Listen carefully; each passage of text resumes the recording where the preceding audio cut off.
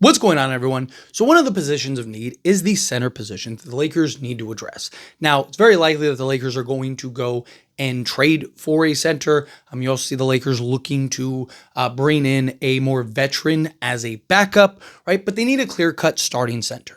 Now, obviously, hopefully the Lakers address that because the Lakers are a team that are looking to kind of win now while also kind of go through a rebuild in an extent, like a soft rebuild, right? Now that they got Luka Doncic, they want to put players that you can have alongside him for the long term, right? Well, another option to solve one of the center positions, or even if you do go trade for a guy or two, would be the NBA draft, right?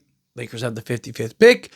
Can you go land a center that can come in, slot in, and maybe play a role for you, maybe now in limited minutes, right? Even as like your third big, or kind of be a bit of a development guy, right? Especially with the 55th pick, kind of looking at guys that are going to be development guys or older in age, where it's like, what's the upside and potential, right? Well, I would not hate at all if the Lakers were to go get a development guy that is young enough to spend the next 2-3 years, right? So like, let's say you go trade for a Nick Claxton.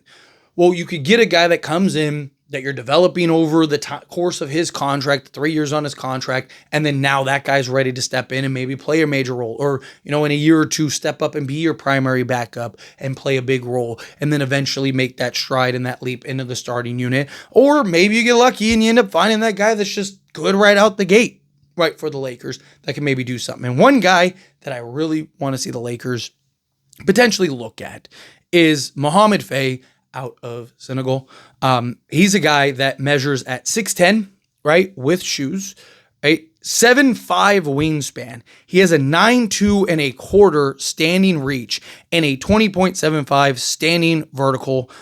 So guy that gives you the height, the length, the size, the strength, everything. He's 223, definitely needs a little more weight on him. It'd be nice if we could get him to kind of 235 to 240 range, somewhere in that ballpark. But he's 20 years old, so he's still young enough. Real project. He's looked at as a project pick. But he is a guy that, like, at least on paper, right? Because again, he's a project. He's a guy that you're looking to bring in and develop. That would be like ideal for the Lakers. Like, he's the exact type of center you want slotted alongside Luka. Right? He's the kind of guy that you want to bring in that can block shots and protect the rim, rebound the basketball, be a floor runner, and be that vertical lob threat. All of which he could be, right? All of which Mohamad could potentially provide for a team like the Lakers. Now, again, he's not without his pros and cons. He definitely has his things. Obviously, he's basically your 2-point percentage guy. Like, his major like green flags, pros, is he's an excellent offensive rebounder, which I talked about the reboundings and whatnot. And then it's really just like his percentages, because again, he's basically just putbacks, lob threats, right? He's not a guy that's out here cooking and wheeling and dealing and doing all this stuff. He's a guy that is exactly what you want alongside Luka Doncic, right? A guy that you can throw the ball up to, he can get and hammer it home. Now, he is a project in a lot of ways. Free throw percentage is not great. He's not a guy that is like this super lights out free throw shooter. He shot 56.1% from the free throw line last season. Doesn't take any threes. Not a guy that you're looking at take threes. He averaged 1.5 blocks and half a steal, 9 points and 7 rebounds, all in just 20 minutes of action, 21 minutes, 20.9. So again, a guy that could come in, need a little development, right? He's a guy that is projected to go in the 50 range, right? I've seen him going as high as like the 48th pick. Seen a couple mock drafts where the Lakers take him with the 55th pick. Seen where he kind of falls even later to, like an Orlando or whatever with the 57th pick. So again, a guy that is projected in kind of the range in which the Lakers would be looking to draft. But he's a guy that I think has that potential to be that legit two-way kind of force, right? A Clint Capella type for you, right? Like, think of like Houston Clint Capella. Not a guy that's really, offensively sound, but, you had a guy in James Harden that made him look great, and a guy that go get you 15 and 14 and grab 4 or 5 offensive rebounds a game, block 2 shots, and get you a steal. That is what I see Mohamad potentially being, right? Guy that just rebounds the basketball, right? Get you a double-double a night. Luka's going to make him look fantastic, right? Luka's going to just give him every opportunity out there, get the Lakers second chance points opportunities, just be a high motor, energy, and effort guy, right? He definitely needs some better discipline, right?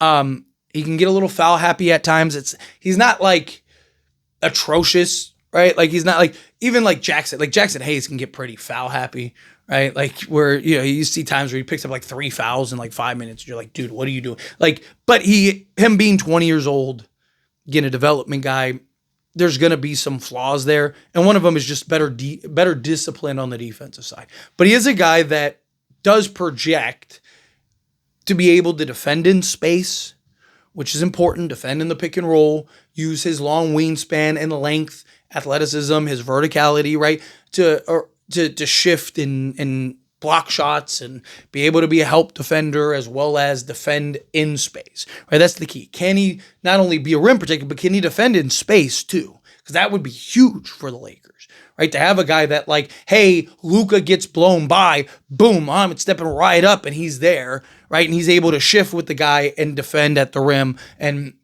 or cut off the lane or whatever, right? Like driving lane, like that would be perfect. So, he's a guy that, again, you're probably not looking to be and develop into a 3-point shooting threat. He is the prototype of what you want a Luka Doncic center to be, right? Think of like a Derek Lively type.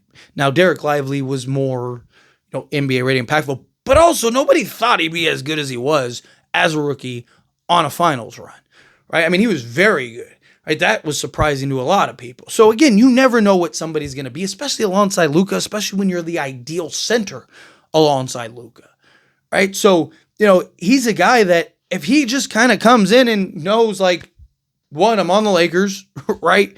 2, I get a guy in Luka Doncic. If I just play my part and I just do what I'm supposed to do, that guy's going to make me look like an all-star, right? Like, then perfect, right? If he's a guy that can come in and just, again, I wouldn't want him to be your starter or maybe even necessarily your primary backup, unless he really is that good at some point. But to me, I would look at him as like, you get your development big. Like, yeah, you have Koloko and Jemison and maybe even Jackson Hayes sticking around, but all of them are in their mid-20s, right? 24, 25, 26 range, to where this is a guy that's 20 years old, where you could spend the next 2-3 years to develop him, right? Get him ready, and he'd still be, 22, 23, as opposed to those guys are all 27, 28. And, this is a guy that I think you just have more long-term success with. But anyway, as always, this is a discussion, pass a question to you. Let me know your thoughts and opinions down in the comments. That being said, if you haven't liked this video, hit that like button. Helps me a lot. Helps me enjoy these types of videos, and I truly appreciate it. Not subscribe channel, hit that subscribe button. Turn on the bell notifications. Appreciate y'all. See you in the next one.